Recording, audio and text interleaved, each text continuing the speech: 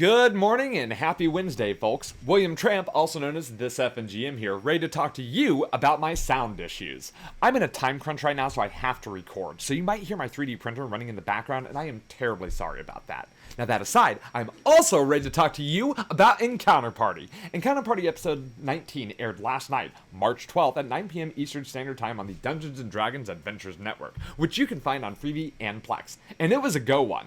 I'd say good, but we really only have half the episode, as this one is best thought of as part 1 of 2. We'll get into that in a bit. But before we get into it, I should mention, this review/recap will have spoilers. And if you're not interested in spoilers, you should check out this video. It's a good one, in my opinion. But if you're still sticking around, then we should get into it. Hit it, Tommy! Wait, what do you want me to do? Oh, I'm going to change your name legally to Tommy for this bit here that we're going to do. I don't think so. It's real easy stuff, and I can switch your name back. It's not that hard. No. No? I don't want to. Okay, well, what if I offered you like $5? Would you do it then? No is the final answer. Goodbye. Okay. Episode 19, No Future, begins with the group diving into the basement of the Foundry. Now, the first thing we notice is new terrain for the sub-basement, and it's uber creepy. There's a channel of bubbling acid leading into a furnace lit by green flames. Green flame! On the other end, there's a large caged wall. They hear pounding and screaming, and suddenly a giant copper dragon appears and screams, "Give me back my babies!" Hey, that's the gold dragon by WizKids. It's been repainted as a copper. Olivina understands the dragon and promises the dragon assistance. The dragon is trying to break in, but has a collar of magic that keeps her from moving and forces her to use her acid breath. Flick tries to identify the runes and his curse eats it up. And then, when he tries to speak, acid starts to spew from his mouth. His actions have freed the dragon, but he can't speak without intense pain. Now at this point, Dally appears with an entourage, and he's infuriated at the freedom of the dragon. He claims, "The dragon is one small sacrifice in the name of being able to stop an untold number of catastrophes." Olivina argues back that this is not the way, but Dally has decided that they have no future and tells his people to kill them. Combat ensues. Now, this is the group's first fight at level 5. This means that all of the characters' capabilities have jumped up significantly. Flick can use more bardic inspirations, the warriors get multi-attacks, and spellcasters are starting to get access to the big gun spells, like Fireball. But bigger level for the players mean bigger threats. One of the future members, I think, actually ends up casting Fireball on them. The point is things are escalating really fast. Now, the fight goes their way for a bit, then ends up using a catchphrase, "Erickson is here," and at that moment, the group realizes that Uncle Thane is with the entourage, but Uncle Thane leaves really quickly. Flick is handing out bardic inspiration and shooting arrows. Granted, every time he casts a spell or uses inspiration, he throws up acid, but it's fine. Dridian manages to rope the dragon itself into the fight, and Asher is over there throwing down fireballs herself for this massive fire damage. The future spellcasters have to hide, take cover, and just throw firebolts everywhere. The dragon causes these green spike stones to erupt from the ground, and Tolo's getting critical hit after critical hit. He's got hot dice. He at one point throws one of the bad guys into the acid pool, and with his great weapon master feat, he gets to keep taking multiple attacks. And Flick is inspiring him, so he's taking out multiple members of the future every round. Then is gathering aggro, right? Using Polar Master and Classic Battle Master shenanigans to let everyone know that not only can he deal a bunch of damage, but he's also a big threat that you can't get away from. But then Dally eats a root and shoots a crossbow bolt at Tolo, and the crossbow bolt has some green tip on it, and it hits Tolo for some acid damage. Now Tolo's able to shoot the arrow back, but with his magic, but we're starting to see some stuff. Flick starts to run across the vat, but then holds back when he notices Brian's excitement about this, and he instead decides to inspire Ven, and he keeps throwing up acid, and he's trying to shoot some warriors with some that sneak attack damage, kind of whittling them down. Ned's getting really into this, by the way. Meanwhile, Dridian's casting Moonbeam, creating this huge area of effect spell. Fun fact about Moonbeam, it's the lowest level spell that you can use to see through a shapeshifter or disguise, but that does not matter here. Dridian's doing 20 points of radiant damage to a number of folks. Asher, on the other hand, is wondering what fried future might taste like, which is a terrifying thought, and she's hurling chromatic orbs at soldiers for 17 points of damage. It's nuts. The future starts slinging bolts of fire at Tolo. just kind of focus firing because of the damage he does. And while he's able to dodge a couple of them, it does end up knocking him out. That's kind of the rub of being a barbarian. You can take out multiple soldiers around, you become a target. And there's a lot of spellcasters in this battle going up against the party. In addition to trying to take down Tolo, Ven is over there taking max damage from firebolts being thrown at him. He does remain standing. Olivina uses Healing Word to bring Tolo back, to get him back in the fray, and she uses her Thorn Whip to try to pull some people off of Ven, but at this point we're starting to see the turn. The Copper Dragon reactivates her lair. This is cool because we can see lair actions in effect, and the Knights then start to focus on Tolo to try to take him down. The group uses their group inspiration to turn a hit into a miss, which is great for Tolo for a moment, but the group is using their only group resource to do this. This is turning things in the wrong direction. Well, Tolo stands up, he heals using a potion, he reactivates his rage and wild surge, and his hand starts to surge with light. I wonder what that means. Ven, on the other hand, is having to use the second wind to try to get some of his hit points back. He goes after the soldier who had hit him, and he manages to take that soldier out, and then he goes after the one that's on Tolo, but the green spikes that the dragon had activated start slashing at him, so kind of negating some of that second wind. Then swings using inspiration, and he deals a bunch of damage, and then he action surges, hits again, and the knight spits blood. He's still standing, so then trips him. Dally reloads his crossbow, shouts orders to his cultists, and then pops off 2 crossbow bolts at Tolo, easily taking him back down. Dally is hasted from that root that he ate, and he keeps going and starts shooting over at Ven now, and people start to focus fire on him. Flick casts Healing Word on Tolo to bring him back, and he throws up more acid. Dridian repositions the Moonbeam onto Dally, and then Asher tries to cast a big spell to try to get rid of one of the future members. She uses Lightning Lure to pull him into the Acid River, which is wildly unfortunate for him. This, combined with the lightning, doesn't kill him, but it's not great for the future. When the enemy's spellcasters end up going again, they take Ven down. Olivina hurls a guiding bolt at Dally, solidly hitting him for a handful of radiant damage and stops his haste effect. But Dally has a ability that lets him keep going with that hasted effect, and the dragon moves the spikes over to Dally and some of the knights, and one of the knights swings at Ven, who's already on the ground, and brings him one step closer to death.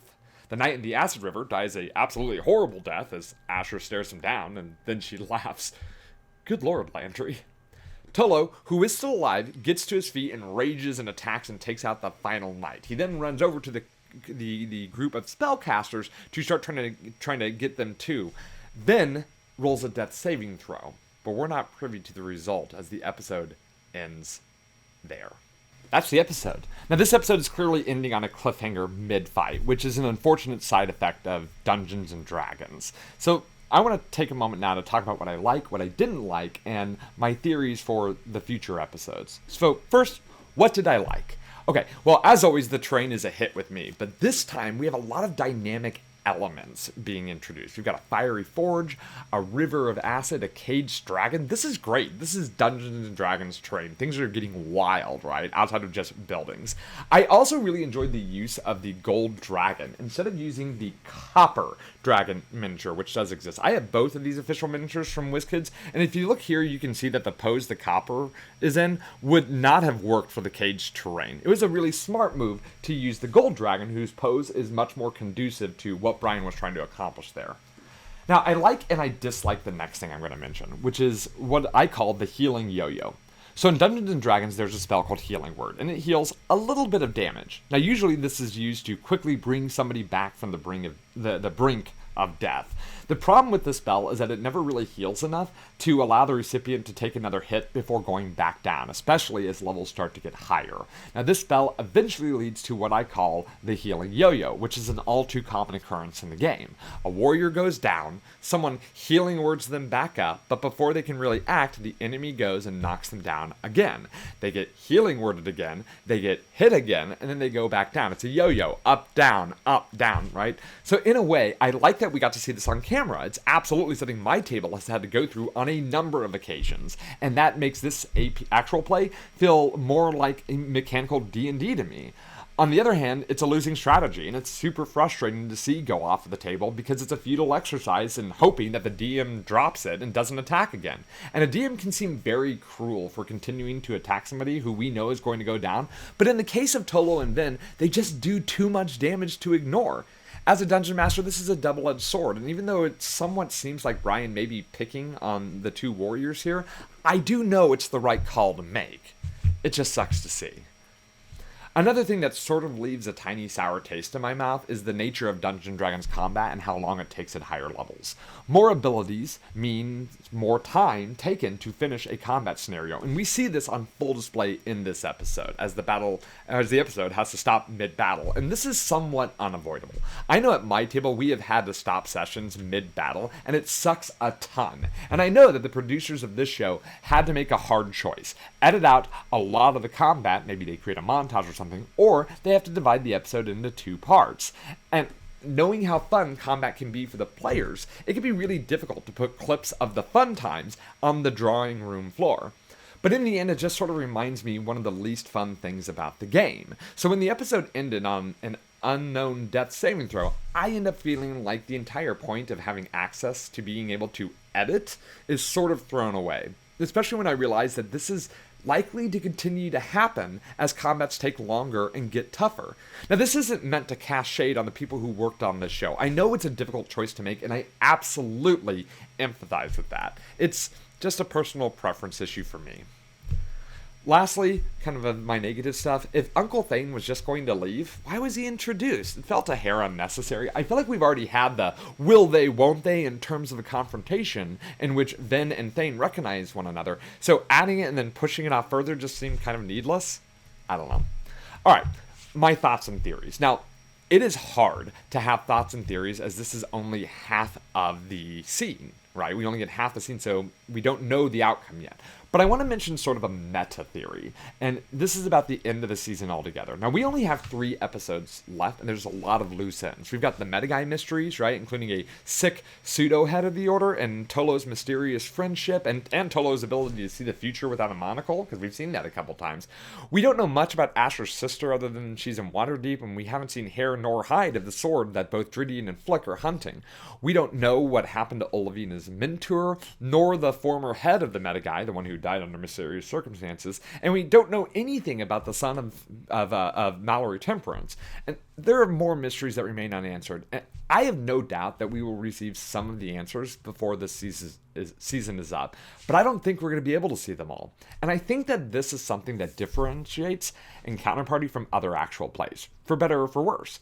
A lot of the actual plays that have hit mainstream appeal tend to wrap up the entire story in one season, whereas here, I think the intention is Encounter Party they're trying to encompass one story divided into multiple seasons, like a lot of televised dramas tend to do.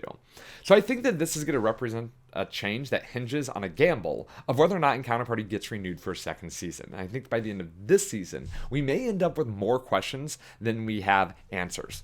There's no official announcement as to whether or not Encounter Party will get a season 2, so it's hard to know whether or not we will ever get any of these answers, and that realization is kind of depressing.